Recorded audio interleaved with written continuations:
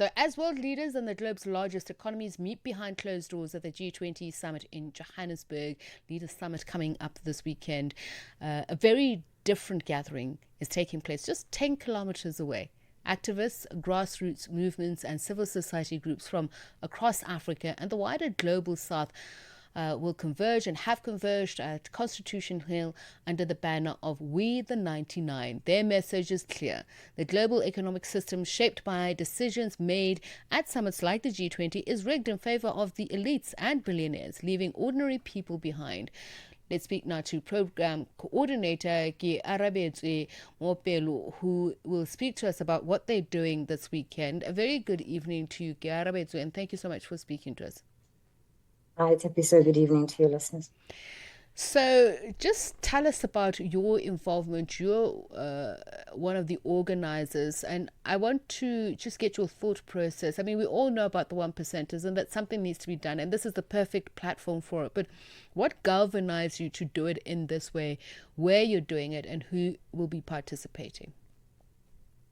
Thank you so much for the question. I think what was critical for us really was to create a kind of social movement gathering like none before, particularly one that has incorporated art, that has incorporated culture, music, and everything really that makes us human, that shapes our identity and gives meaning to our being into the way we formulated the space. And it's been wonderful to see the number of organizations that have put their fingerprints all over the program really and have brought in very interesting activities to the summit itself. We're not having just your typical dialogues. We've got games, we've got seeds, we've got exhibitions, we've got live music. So it's really just a wonderful space for us to think about our humanity, to reclaim it, particularly in a capitalist system that has, in a sense, stripped us of that.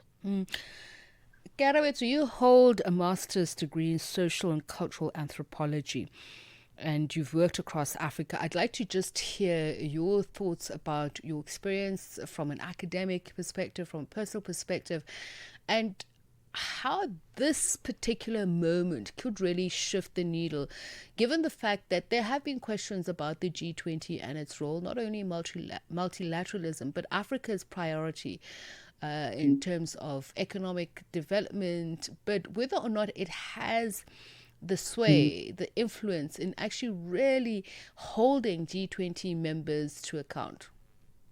Yeah, I think there's definitely something very powerful about people gathering in a common kind of a spirit and a mindset with one goal. We've often seen across the continent and even in the global south that it is this kind of breaking down of silos, a breaking down of our, in a sense, our issues to sort of say we are together, we are linked, we are in the same boat. Really, that brings people together more strongly, that really gives us hope, and that really shows that we are united and that we can work things together. Because there's something very important about people power, and just from day one today, I was strongly reminded about the importance of just people remembering that they have the power, right? I think about particularly a shop. If any multinational corporation sets up shop in your country, if the people decide we're not going to buy from that shop, then that shop really does not hold any power.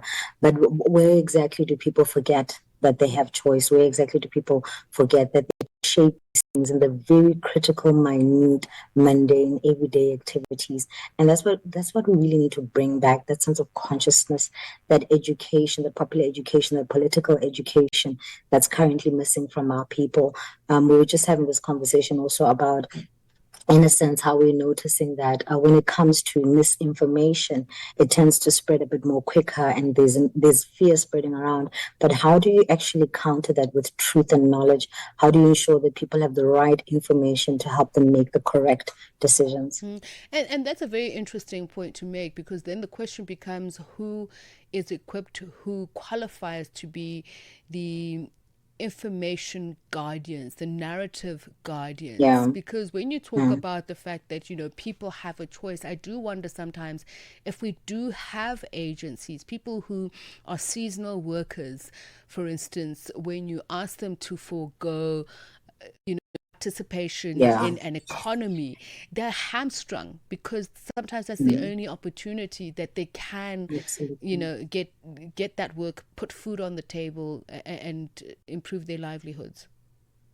Yeah, I mean, there's definitely, I think, a really need for people to bring back that sense of community that we had, where, people are gathering under a tree. I'll take you just maybe from an ethnographic perspective to the kinds of activities that are taking place in the rural areas where weekly at 10 a.m., a bunch of women will gather under a tree to speak about community, to speak about how they handle their own economy. These things, Raditseva, they call them societies, aka society.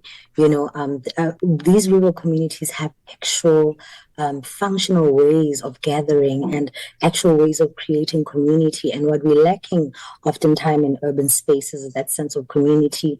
We haven't seen that culture for the longest time, and that has really created a deviation, and that has created a loneliness, and therefore that makes you susceptible to particularly any kind of misinformation, since you're isolated, sitting on your own device, kind of trying to search and find what is true and not. But that time for community to discuss, and particularly with the purpose to look at how matters impact the community, is no longer there. And that's what we really need to bring back. That's what we really need to have in place. I mean, today we had an organization called Code, and they had a session workshopping people about detecting misinformation and the importance of understanding misinformation in the digital age. You do work with the Economy Hub, which has had some very interesting discussions throughout the year. And when we're talking about some of those examples, as you say, from an ethnographic point of view, there will be many other nations that are coming here to South Africa to participate in the G20 Summit. And I certainly saw from the commitment, the excitement, the vigilance from the social summit that people are tired of the growing inequality, of poverty, of unemployment. So I'd like to hear from you the kind of conversations that are being had about this unity amongst the 99%, of how they're going to enforce not only change in governance structures that oppress people, that keep them poor, but Yeah, also just on how to restructure policy implementation and yeah, inclusion of those very important sectors, such as the youth, such as women, such as children, people with disabilities. yeah. No, definitely. So I think one of the key things from today, particularly looking at matters of policy, we had a film screening from Oxfam and collaborators called Tax Wars.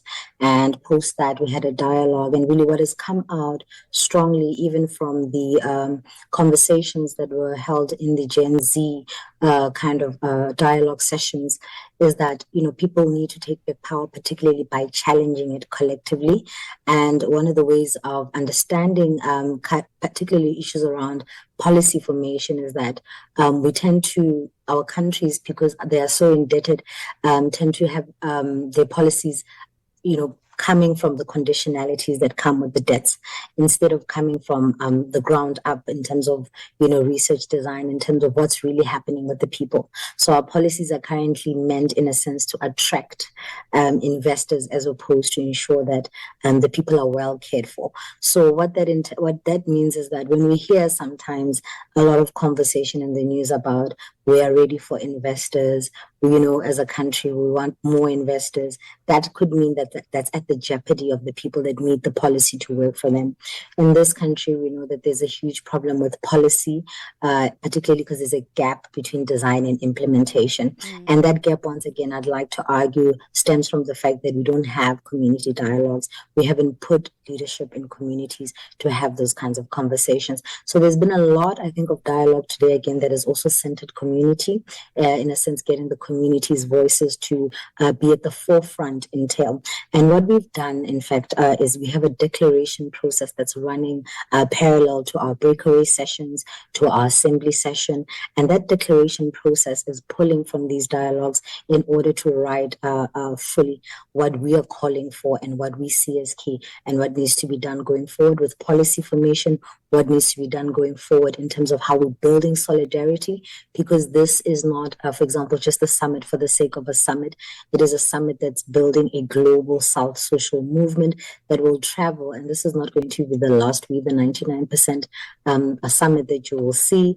We're already thinking about where it's going to take place in the next year, but not always around the G20, but other international advocacy opportunities. And as you're saying that the problem with the recurring debt traps that most African countries or countries in developing nations, the global south encounter, the question also is, what about the international financial institutions whom half the time we're being told they're doing these things in terms of debt restructuring for the majority of the people in those countries? But is there adequate consultation? Do they consult civil society at large when they draw up these loans, grants, etc.? Have you had those conversations about how civil society, the 99%ers, can enter the hallways of those high tables, big offices?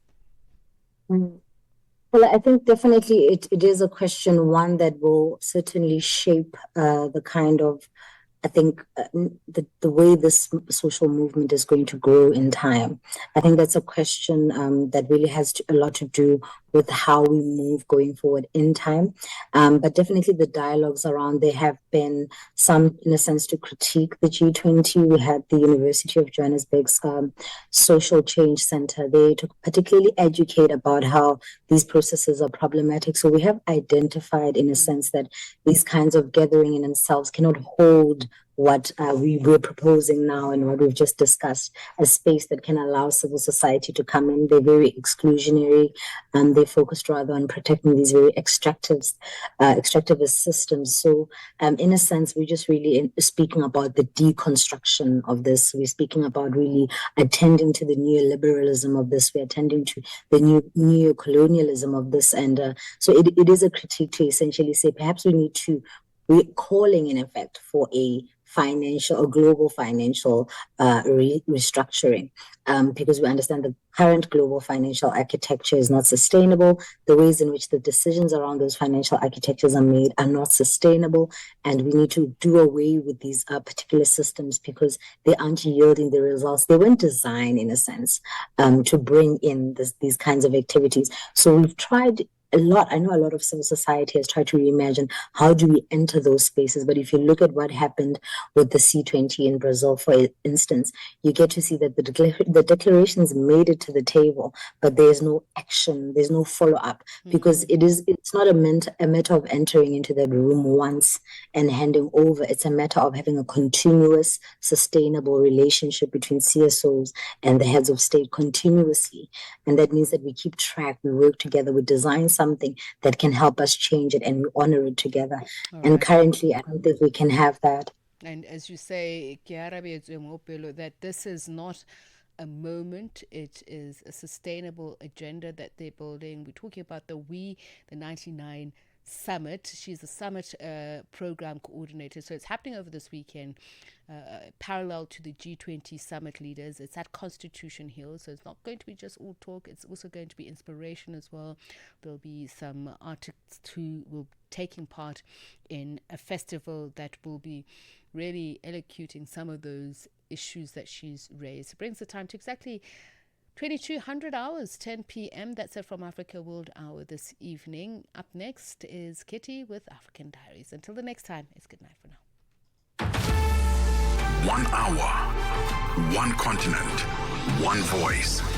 Africa World Hour with Tsepiso Makwetla on Channel Africa, the African perspective.